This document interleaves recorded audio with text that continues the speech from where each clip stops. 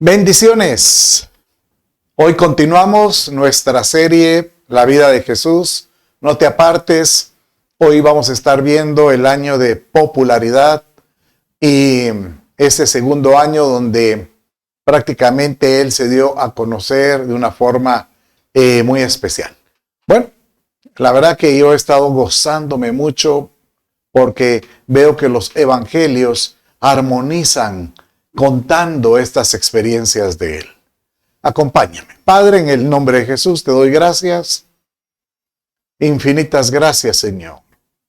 Porque tú, Padre mío, te hemos pedido, hemos orado para que tú dirijas estas enseñanzas y que nos permitas conocer la vida del amado para poder ser como Él es. Te lo ruego. En el nombre de Jesús, tu Hijo, te doy gracias. Amén, amén y amén. Bien, hemos estado recorriendo a través de cómo es que Jesucristo impactó en 3 años de ministerio. Empezamos viendo el tiempo de su natalidad y las manifestaciones que hubieron de sus anunciamientos. Y posteriormente el año de su introducción, de cuando Él se dio a conocer. Y es curioso porque hoy también en este segundo año vemos que Él todavía insistía en los primeros meses que no se revelaran los milagros que Él hacía. Pero era imposible. Realmente milagro que Él hacía y más de alguien salía corriendo, notificando, anunciando lo que Él había hecho. ¿Por qué la importancia de vivir o de conocer la vida de Jesús? Porque la misma Escritura nos muestra que es en Él, Jesucristo es nuestro modelo a seguir. Y nosotros debiéramos de tratar de copiar o caminar o llegar a ese modelo. Y es más, le llama la Escritura que es llegar a una estatura del varón perfecto. El día de mañana que uno logra alcanzar esa estatura que Él dice. Bien, entonces hemos estado viendo que una de las características que habla la Escritura de cómo vivir como Él vivió en 1 Juan capítulo 2, verso 6, dice así: el que dice que permanece en Dios debe vivir como vivió Jesús. Y después tenemos en Filipenses 1:21, pues para mí el vivir es Cristo y el morir es ganancia. Pablo realmente, aunque él no caminó con Jesús de la mano como los discípulos o los apóstoles, pero es impresionante ver cómo es que él hace mención. Nosotros tenemos que tratar de vivir como Él vivió y que Cristo opere en nosotros para poder nosotros dar el fruto que Él provocó. Dice en Romanos capítulo 14, 7 y 8 de esta manera: porque ninguno de nosotros vive para sí mismo, dice, y ninguno muere para sí mismo. Pues si vivimos para el Señor, vivimos. Muy parecido al verso anterior. Y si morimos para el Señor, morimos. Por tanto, ya sea que vivamos o que muramos, somos del Señor. Pablo decía, para mí el vivir es Cristo y el morir es ganancia. ¿Por qué? Porque el morir es prácticamente estar ya delante del trono o vivir directamente con la unción, la presencia del Señor en todo sentido. Por eso es tan importante que nosotros la intención no es biográficamente conocer a Jesús, sino que nosotros podamos entender qué es lo que Él hizo, por lo cual Él atrajo las multitudes, porque Él atrajo la confianza, porque Él atrajo esa determinación de personas querer estar con él, de seguirlo. Dice que cuando él caminaba eran multitudes las que iban con él.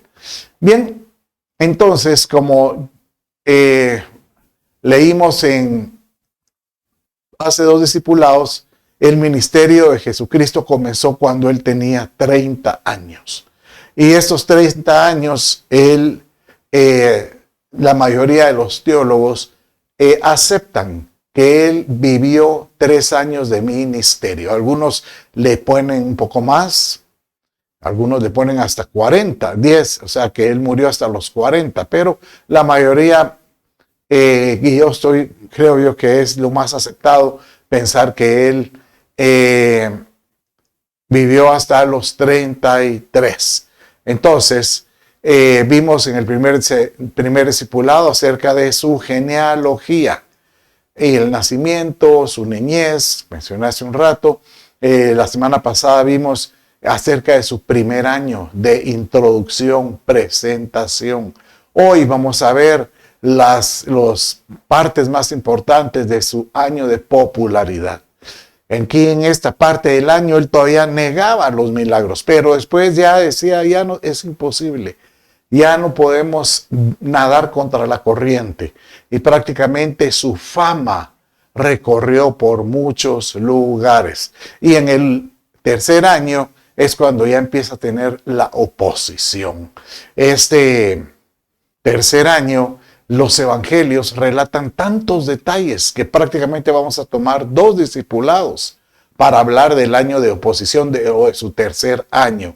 Y vamos a agarrar un discipulado para hablar sobre los últimos meses de su vida, después la última semana y por último la resurrección y ascensión. Curioso, ¿verdad? Que casi la mitad del discipulado de esta serie tiene que ver con los últimos tiempos de su vida. Pero tiene sentido, porque nosotros predicamos, dice la Escritura, si Cristo no resucitó, vana es nuestra predicación. Entonces nosotros enseñamos porque sabemos que Cristo resucitó. Y él cuando resucitó, él pudo anunciar y él pudo decir, sórbida es la muerte. O sea, él venció a la muerte. Y con esto rompe cualquier esquema comparativo de otro líder religioso, ¿verdad? Bueno, entonces, en su primer año de popularidad, vamos a ver entonces qué es lo que empezamos con, qué etapa muy importante comenzó él. Bueno, recuerden que cuando él comenzó, él alcanzó a Simón Pedro, a Andrés, a Jacobo, a Juan, que eran seguidores de Juan el Bautista. Pero dice que él los tomó como discípulos, porque ya eran discípulos de Juan el Bautista. Y aún así muchos de esos pues seguían sus oficios. Muchos de esos seguían con caminando con Juan, ¿verdad? Y caminaban con Jesús también, pero no fue sino hasta cuando Jesús ya les dijo, dejen todo y síganme. Y esto fue después del primer año, o sea, él no alcanzó seguidores en el primer año, no, él alcanzó seguidores, los tuvo a principios del segundo año. Entonces, vamos a leer en Mateo capítulo 4, 18 al 20, y dice así. Y andando junto al mar de Galilea, vio a 2 hermanos, Simón, llamado Pedro, y Andrés, su hermano, echando una red al mar porque eran pescadores. Y aquí es donde aparece el tema de la pesca milagrosa. Y ellos quedaron tan impactados del milagro que Pedro mismo se arrodilló y le dijo, y le declaró, soy un pecador, pero creo en ti. Entonces él viene y les dice, seguidme y os haré pescadores de hombres. Entonces ellos, dice, dejando al instante las redes, le siguieron. Entonces acuérdense que él ya los conocía antes. ¿Cuándo los conoció? Cuando ellos estaban con Juan el Bautista.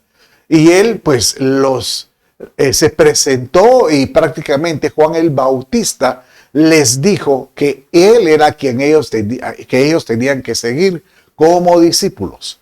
Entonces ellos estaban, bueno, entonces hay que seguirlo, pero ¿cómo lo seguimos? No fue sino hasta ahora cuando él prácticamente les dio la invitación de seguirlos, ¿verdad?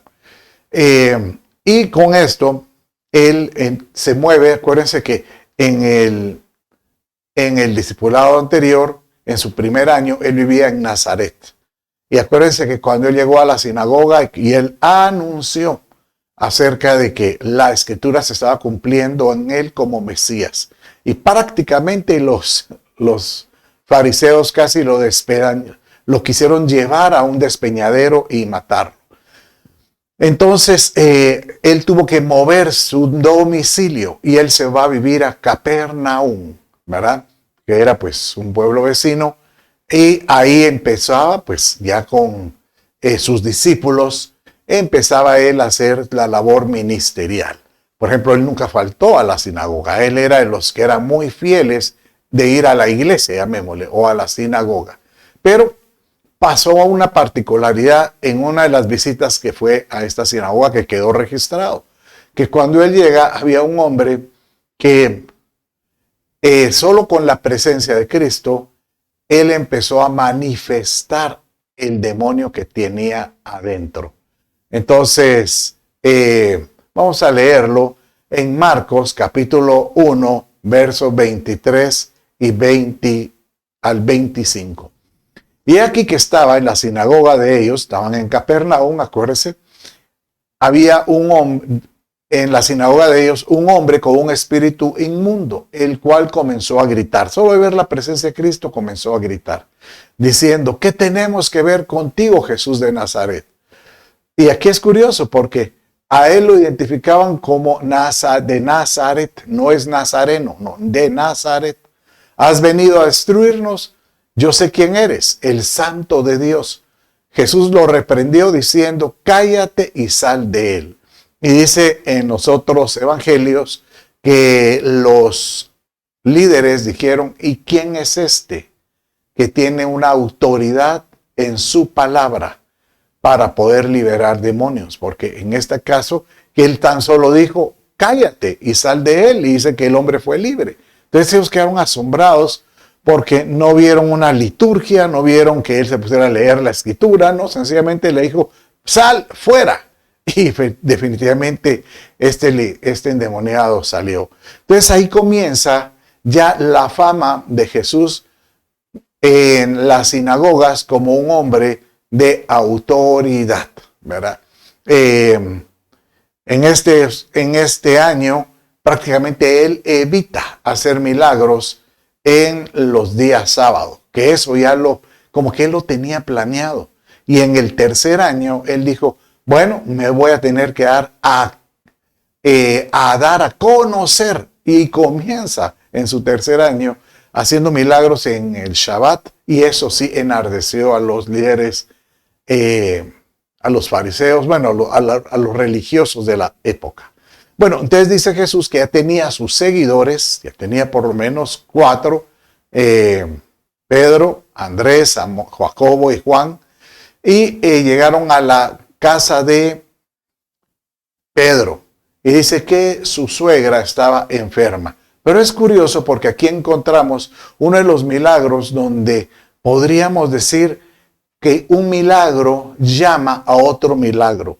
Un milagro hace crecer su popularidad, ¿verdad? Entonces, dice aquí en Mateo 8, 14, 16, de esta manera. Al llegar Jesús a casa de Pedro, vio a la suegra de este que yacía en cama con fiebre. Le tocó la mano y la fiebre la dejó. Y ella se levantó y le servía.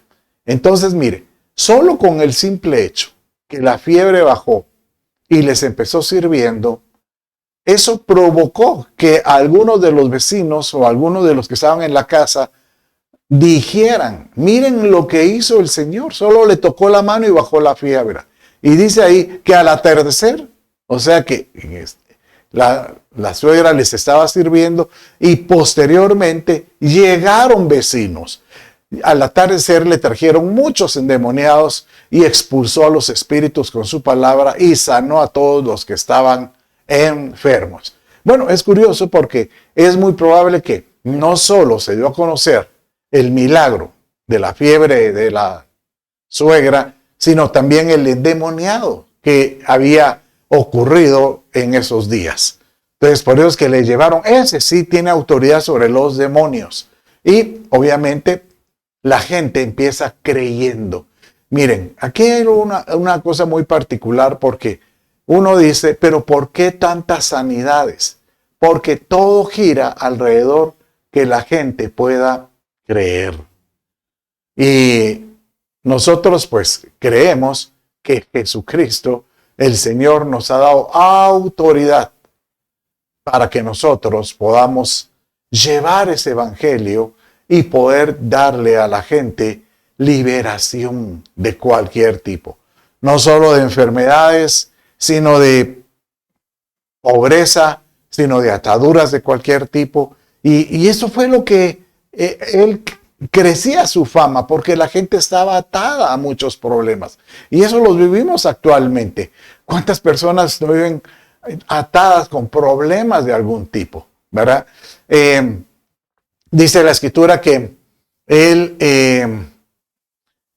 ya su fama de sanidad ya era pues demasiado fuerte. Tanto es así que aparece un leproso.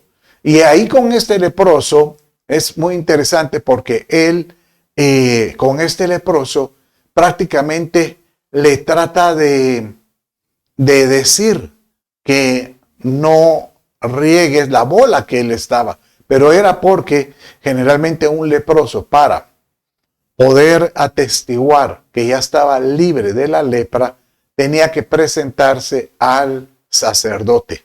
Y si él llegaba al sacerdote diciendo que quien lo había sanado era Jesús, iba a empezar a tener su año de oposición. Y él quería evitar, él quería mejor darse a conocer ese año. Bueno, dice en Marcos capítulo 1, 40 y 44. Y vino a él un leproso, rogándole y arrodillándose, le dijo, si quieres puedes limpiarme. Movido a compasión, extendiendo Jesús la mano, lo tocó y le dijo, quiero, sé limpio. Y al instante la lepra lo dejó y quedó limpio. Entonces Jesús lo amonestó severamente y enseguidamente lo despidió. Esta palabra amonestar es lo que dice el verso que sigue. Y le dijo, mira, no digas a nadie, sino muéstrate al sacerdote y ofrece tu limpieza, lo que Moisés ordenó para testimonio de ellos. Pero cuando él llegó con el sacerdote, pues iba a pasar lo que iba a suceder. Empezaron a preguntar de dónde salió, cómo fue esto. Y empezó él a tener, llamar la atención de la parte religiosa de la época.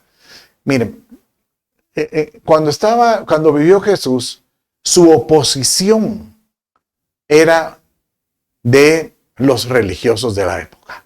Los religiosos de la época eran terribles porque prácticamente ni sanaban ni extendían una oración para sanidad y no dejaban que otros sanaran. O sea que eran de alguna manera algo terribles. Bueno, después dice que Jesús ya tenía sus 4 discípulos. Bueno, acuérdese que ya tenía también otros 2 discípulos. ¿Se acuerda que vimos que él tenía a Felipe y a Bartolomeo, ¿verdad? Que es Nicodemo. Entonces, pero en el caso de ellos, no aparece la escritura, el registro de que les haya dicho, síganme. Da la impresión que estos, tal vez al ver a los demás con Jesús, ellos también se acercaron con Jesús. Bueno, pero ahora vamos a ver otro personaje muy particular y es el de Mateo. Mateo es el recaudador de impuestos que, bueno, Mateo, dice la escritura que prácticamente Jesús lo llamó y algo pasó. ¿Cuál sería la convicción de su llamamiento? Que éste dejó todo. O sea, en este caso de Mateo, me voy a detener aquí, es muy, Mateo o Leví, es muy particular su llamamiento porque, por ejemplo, uno oye que todos los demás discípulos estaban vinculados con Juan el Bautista. Y de alguna manera ellos ya conocían de Jesucristo porque Juan el Bautista decía que él venía a preparar el camino de él. Pero en este caso de Mateo, prácticamente algo sucedió que Jesús con su palabra y viéndolo a los ojos, y estuvo dispuesto a seguirlo. Bueno, leámoslo entonces de esta manera. Dice Lucas 5, 27 y 29. Y curiosamente, cuando uno mira en la armonía de los evangelios, Mateo, que supuestamente debió haber escrito con mayor detalle su llamamiento, no, apenas hay un verso que dice, y Jesús llamó a Mateo y lo siguió. Eso es todo. Pero en Lucas está un poco más enriquecido. Después de esto, Jesús salió y se fijó en un recaudador de impuestos llamado Leví, Mateo, según sentado en la oficina de los tributos, y le dijo, sígueme. Y él, dejándolo todos, se levantó y le seguía. Y Leví le ofreció un gran banquete. Y entonces vino Mateo y le dijo, te ofrezco mi casa. Mateo era un hombre que tenía, tenía su posición social, tenía por así decirle, su comodidad por la posición social que él tenía, o sea que era de una clase superior. Y cuando Mateo le invita a Jesús, quiero que vayas a mi casa, Jesús de alguna manera le dice, está bien, pero invita a tus amigos. Y aquí dice en este verso, y Leví o Mateo le ofreció un gran banquete en su casa, y había un grupo grande de recaudadores de impuestos y de otros que estaban sentados a la mesa con ellos. Entonces, este llamamiento de Mateo fue también muy controversial con los religiosos, porque acuérdense que para este entonces ya Jesús prácticamente ya estaba en boca de los religiosos. Y ellos entonces mandaban espías como personas para estar observando qué es lo que él hace, qué es lo que él dice, qué es lo que él opera. Y así fue como ellos vienen y dice, en uno de los evangelios dice que ellos empiezan a hacer comentarios que cómo es posible que come con pecadores, diciéndole que Jesús come con pecadores. Y Jesús le dice, pues yo no he venido para los sanos, yo he venido para los enfermos. ¿Verdad? Tan lindo esa respuesta del Señor y ver cómo es que se nota que el Señor empieza a fortalecer, a reunir a su compañía de gente o a sus discípulos que le iban a ser muy útil. Posteriormente aparece que vimos que Jesús cuando nació en una Pascua. Y posteriormente vemos que en su segundo año, al completar su primer año, empezó su primer año y había una Pascua. Y ahora, al completar el segundo año, aparece otra Pascua. Y esa aparece en Betesda, la verdad. Entonces, dice de esta manera en Juan 5:1, de esta manera. Después de esto se celebraba una fiesta de los judíos y Jesús subió a Jerusalén. Cada vez que había una Pascua, todos tenían que subir al templo para presentar alguna una ofrenda, ¿verdad? Y usted me preguntará, pero ¿y cuándo es que él fue la primera vez? La primera vez que él fue a presentar ofrenda fue cuando sacó cuando volteó las mesas de los cambistas e hizo un chicote de amarra y le pegó a todos. Esa fue la primera Pascua. Entonces ahorita estamos en la segunda Pascua. Y dice que es interesante porque cuando él está en Jerusalén va a un estanque. Era muy común tener ciertos estanques como para refrescar a algunos, pero de los que venían de caminos tan largos. Entonces iban a estanques como a refrescarse. Y había un estanque muy particular que era el estanque de Betesda. Y este era muy famoso porque dice que ocasionalmente descendía un ángel y a los que estaban ahí, aquellos que se acercaban al estanque, eran sanados. Y esto era una tradición. Entonces, curioso porque esto quedó registrado en el Evangelio que Jesús pasó al estanque de Betesda, ¿verdad? Y dice de esta manera en el verso 6, vamos a leer aquí. Cuando Jesús y cuando él llega al estanque de Betesda, habían entre varios enfermos, había un paralítico que llevaba 38 años de estar paralítico. Cuando lo vio acostado y supo que ya llevaba mucho tiempo en aquella condición, le dijo: ¿quieres ser sano? El enfermo le respondió: Señor, no tengo a nadie que me meta en el estanque cuando el agua es agitada por el ángel, y mientras yo llego, otro baja antes que yo.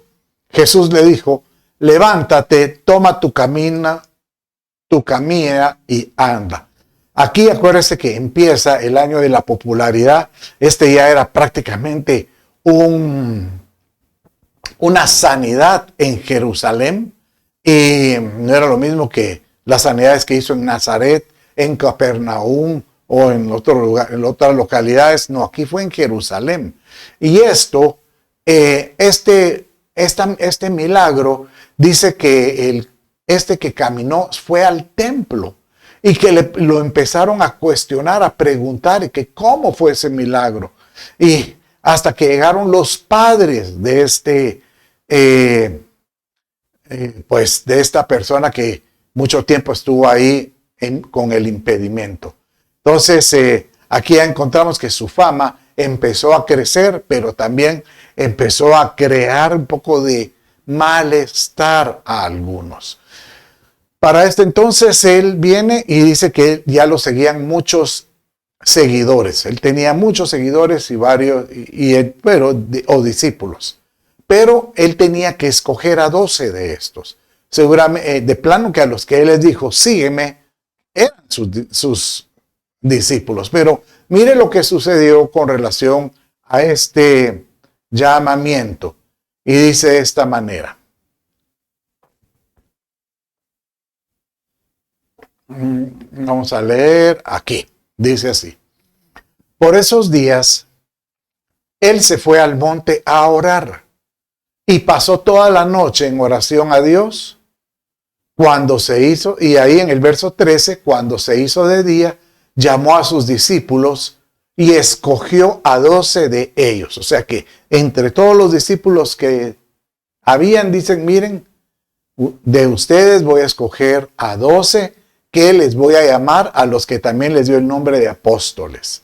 Y seguramente que a los demás les dijo: y ustedes no se sientan mal, porque ustedes también van a seguir siendo mis seguidores, pero estos 12 van a estar gobernando, por así decirlo, van a ser mi círculo inmediato.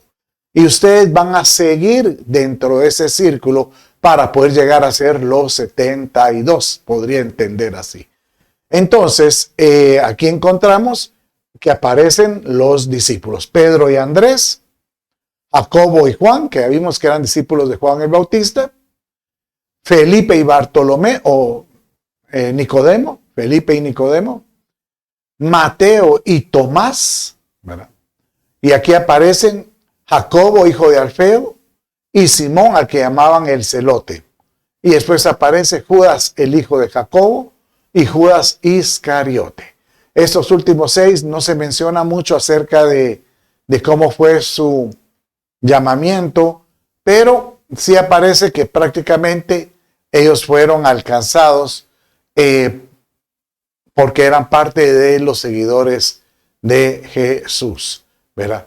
Que es interesante porque tenemos nosotros que entender que Jesús, muchas de las cosas que él obraba, lo hacía posteriormente a pasar tiempo en oración. Él dice que subía al monte a orar. Él pasaba pues bastante tiempo pidiéndole a Dios sabiduría, dirección, qué hacer, qué decir, cómo hacerlo. Yo les conté, tuve la oportunidad de ir con un buen amigo, Carlos Contreras, a un monte, a una montaña, y ahí fuimos 3 días, hace 2 semanas, a orar. Y realmente el apartarse de esa manera, fuimos a acampar y estar en un lugar donde no hay comunicación alguna, sino que te dedicas únicamente a buscar a Dios. Y te puedo asegurar que Dios habla, Dios responde, Dios te da, como que se comunica de una manera. Jesús, pues no solo enseñaba por medio de los milagros y sanidades, o pues las señales, sino también pasaba tiempo con liturgia o enseñanzas claves. Por ejemplo, hay varias enseñanzas muy importantes en la Biblia, pero una de estas es la llamada el Sermón del Monte. Y esto aparece casualmente después de escoger a sus 12. Entonces, él viene y era necesario tener a sus 12 y a sus otras personas, seguidores, para ayudarle a administrar, a cuidar, a dirigir a las multitudes que lo seguían. Porque eso es lo que dice aquí en Mateo 5, cuando dice que, y cuando vio las multitudes, subió al monte. Y después de sentarse, sus discípulos se acercaron a él y abriendo su boca les enseñaba. Y en este caso, él aquí dio una enseñanza magistral. ¿Saben cuál fue? La del Sermón del Monte, donde habla de las bienaventuranzas. Cuando uno lee todas las bienaventuranzas parecen 20, pero 8 son las iniciales, que son las que comienza, y cada una de esas tiene una enseñanza muy hermosa. Pero el Sermón del Monte es algo que debería estar en el corazón de todo creyente, ¿verdad? Entonces, Jesús no solo disfrutaba enseñando, sino que manifestando su poder y su gloria, pues acompañado con milagros, prodigios y con palabra y poder en todo sentido. Bueno, pasó algo muy curioso, porque acuérdense que en la época de Jesús ellos estaban bajo el dominio del Imperio Romano, pero existían varias sectas religiosas muy fuertes. Por ejemplo, los fariseos, ¿verdad? Los saduceos, los escribas, y así y después habían otras menores que que tenían sus propios conceptos, y pues habían muchas sectas de ese tipo. Entonces, cuando Jesús daba sus enseñanzas, prácticamente en algunas de estas, muchos de estos las criticaban, las señalaban, las tachaban. Pero había otro gobierno en el tiempo de él, y era el gobierno de los romanos. Acuérdense que prácticamente los hebreos estaban subyugados por el Imperio Romano. O sea, el Imperio Romano tenía a Israel como una de sus provincias y sus aldeas, y tenía él como legisladores, y ellos permitían que los hebreos pudieran seguir con sus costumbres y con sus líderes religiosos, pero superitados, o sea, supervisados o bajo el escrutinio de los romanos. Y los romanos tenían que estar pendientes de los que podrían provocar disturbios. Entonces ellos mismos sabían que Jesús ya era una incomodidad para los religiosos. Entonces ellos tenían que estar muy cerca. Y ellos tenían también sus personas que estaban observando lo que hacía Jesús. Y así aparece un centurión, que era un oficial que después de ver tantos milagros, dice que su hijo, que era prácticamente su entenado, tiene una enfermedad muy delicada, muy grave. Entonces, dice la Escritura de esta manera. En Mateo 8, verso 8 al 10 dice así: pero el centurión respondió y dijo: Señor, yo no soy digno que entres bajo mi techo, porque el centurión le había pedido: mi hijo está muy enfermo, di la palabra y él sanará. Yo no soy digno que entres bajo mi techo, mas solamente di la palabra y mi criado quedará sano. En unas versiones dice criado, en otras dice que era entenado, como el hijo de una querida. Porque yo también soy hombre bajo autoridad, con soldados a mis órdenes, y digo a este ven y va, y al otro ven y viene. Y a mi siervo hace esto y lo hace. Al oírlo Jesús se maravilló y dijo que los que le seguían: en verdad os digo que en Israel no he hallado en nadie una fe tan grande. Qué increíble, ¿verdad? Cómo es que un centurión estuvo dispuesto a creer de esa manera. Así como Jesús elogió a este centurión diciéndole: no he hallado en Israel un hombre con una fe tan grande, él elogiaba muchas veces lo que hizo Juan el Bautista. Para este entonces, acuérdense que Juan había estado preso, lo vimos en el discipulado anterior, ya llevaba 1 año de estar preso. Y ahí seguía él encadenado. Entonces, cuando le llegan las noticias de cómo estaba él, incluso Juan el Bautista preguntaba: ¿eres tú al fin el que viene?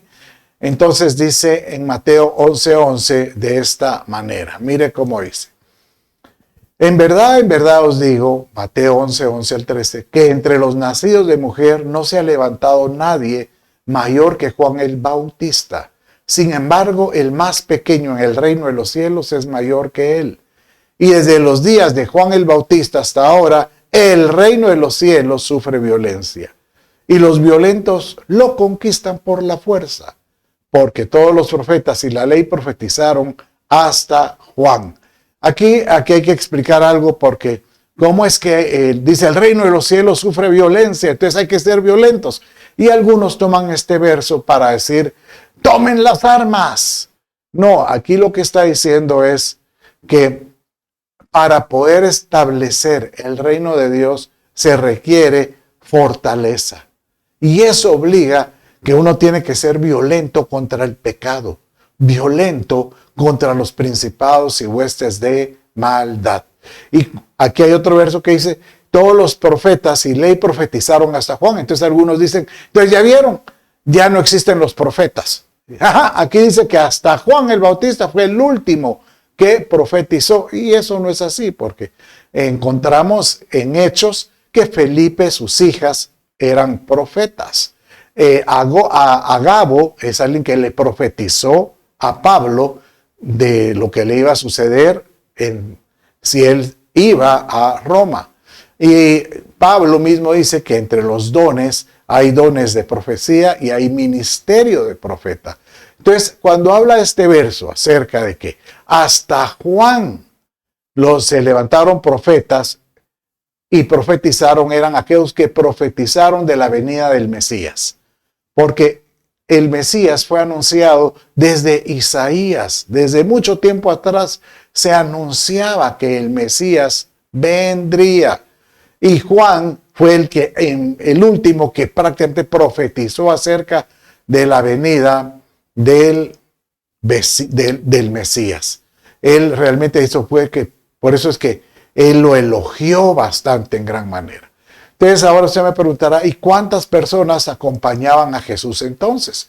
Porque si me está diciendo que él tenía sus 12, pero aparte tenía otros discípulos, sí, y aparte entre esos discípulos habían mujeres que lo acompañaban. Mire cómo dice la escritura acerca de esta cantidad de gente que acompañaba a Jesús. En Lucas 8, 1 al 3 dice así. Y poco después él comenzó a recorrer las ciudades y aldeas, proclamando y anunciando las buenas nuevas del reino de Dios. Con él iban los 12, o sea, los apóstoles, pero también iban discípulos y también dice algunas mujeres que habían sido sanadas de espíritus malos y de enfermedades. Por ejemplo, María llamada Magdalena, de a quien habían salido 7 demonios. Esta es muy importante, esta otra mujer, Juana, la mujer de Chuza, porque este Chuza era mayordomo de Herodes y Juana aportó dinero para el mantenimiento. Y Susana dice, y muchas otras que sus bienes personales contribuían al sostenimiento de ellos. Entonces prácticamente encontramos que Jesús no solo era acompañado por sus 12, por discípulos, sino por mujeres, y todos aportaban para que se pudiera desarrollar la obra que él estaba haciendo. Y algunos dicen, es que Jesús no tenía dónde poner la cabeza. Claro, porque él no tenía ninguna propiedad a su nombre. Pero tenga por seguro que donde él iba, habían personas que tenían comodidades y le abrían las puertas a Jesús, porque era un hombre muy connotado, muy aplaudido en esa época. Realmente era impresionante lo que él hizo. Había momentos como él tenía había multitud de gente que lo seguían, entonces, que él necesitaba apartarse. Pero si él estaba a pie y él caminaba a algún lugar, siempre lo iba a seguir el montón de gente y los discípulos trataban de cuidarlo, de estar alrededor de él. Entonces, una forma como él logró apartarse, ¿saben cómo fue? En el lago. Entonces, él le pidió las barcas a sus discípulos y les decía, metámonos al lago. Y ahí en el lago es más fácil que estemos solitos y ahí les puedo enseñar y les puedo predicar. En una de esas, que él sale, él se queda dormido, cae una tormenta y es aquella anécdota preciosa donde él calma la tormenta. Léalo conmigo. Dice así en Mateo 8, 23 y 27. Cuando entró Jesús en la barca, sus discípulos le siguieron y de pronto se desató una gran tormenta en el mar, de modo que las olas cubrían la barca, pero Jesús estaba dormido. Y llegándose a él le despertaron diciendo, Señor, sálvanos, que perecemos. Y él les dijo, ¿por qué estáis amedrentados? ¿Por qué temen, hombres de poca fe? Entonces se levantó, reprendió a los vientos y al mar y sobrevino una gran calma. Y los hombres se maravillaron diciendo, ¿quién es este que aún los vientos y el mar le obedecen? Aquí todavía no aparece la de Pedro cuando él camina en el mar, ¿no? Eso fue en otra oportunidad, cuando se retiran, ya en el tiempo de oposición. Pero en este tiempo de fama, de popularidad, él dice que cuando Jesús empezaba a sentir que la fama, así dice la escritura, cuando la fama le llenaba, le llegaba, miraba mucha fama, él se apartaba a orar para poder ponerse a cuentas con el Señor y decirle, Padre, que esta fama no se me suba a la cabeza. Bueno, esta vez cuando Jesús viene y tranquiliza la tormenta, ellos vienen y navegan entonces y llegan a un pequeño pueblo llamado Gadara. Y cuando bajan y están caminando, llegan por el cementerio. Y al llegar al cementerio, sale a su encuentro varios endemoniados. Pero dice la escritura que estos eran terribles, porque dice que estos endemoniados tenían gran fuerza. Dice que les ponían grilletes, cadenas, y ellos los desmenuzaban como que si fuera tal vez papelito, ¿verdad? Tenían una gran fuerza. Entonces, mire cómo dice este verso con relación a los endemoniados de Gadara o los gadarenos. Dice aquí, en Mateo 5, Marcos 5, 8, 9 dice de esta manera. Porque Jesús le decía, sal del hombre. Bueno, entonces cuando estos endemoniados se acercan a Jesús, ellos empiezan a decirle lo mismo que les dijo aquel endemoniado en la sinagoga. Jesús de Nazaret, ¿qué tienes contra nosotros? ¿Qué tienes contra nosotros? Entonces Jesús le respondió, y esto ya leemos aquí, sal del hombre, espíritu inmundo, y le preguntó, ¿y cómo te llamas? Y el espíritu le dijo, me llamo Legión porque somos muchos. ¿Una legión de cuántas personas? Y mire lo que dice. Y él les dio permiso, porque ellos le dijeron, permite que sácanos de estos hombres y que caigamos dentro de esos cerdos. Había un hato de cerdos. Y saliendo los espíritus inmundos entraron en los cerdos. Y la piara o ese hato de cerdos, unos 2000, se precipitó por un despeñadero al mar y en el mar se ahogaron. Aquí hay otra experiencia muy hermosa de la autoridad que debemos de tener en Cristo Jesús. En Cristo Jesús nosotros podemos tener autoridad sobre cualquier espíritu inmundo o cualquier oposición o cualquier hueste que quiera quitar la paz en todo sentido. Eso es lo importante que hay que hacer. Y prácticamente finalizando su año de popularidad, el segundo año, uno de los últimos milagros que él tiene es una resurrección. Él ya había hecho yo no lo mencioné en este segundo año, pero él sana al hijo de la viuda de Naín. Naín era un pueblo y había una viuda que murió su hijo y estaba el cortejo fúnebre en la calle y él vino y él le dijo, levántate. Bueno, en este caso, Jairo era uno de los, yo calculo que era uno de los principales, ¿verdad? De los religiosos. Y su hija estaba muy enferma. Entonces, él ya había visto, él había oído los milagros. Entonces se acercó a él, Señor, ¿puedes tú orar por mi hija? Y él le dice, sí, cómo no, pero él estaba tan ocupado que pasó 1 hora, 2 horas, 3 horas. Y posteriormente, cuando él estaba ahí, llegan a decirle a Jairo, ya ni te molestes a traer al maestro, porque ahí tu hija ha muerto. Bueno, leámoslo juntos, ¿verdad? Dice aquí en Lucas, capítulo 8, verso 50, de esta manera. Pero cuando Jesús lo oyó, le respondió, cuando le dijeron, ya murió, ya ni molestas al maestro, ya ni vayas a tu casa. Y él le dice, no temas, cree solamente y ella será sanada.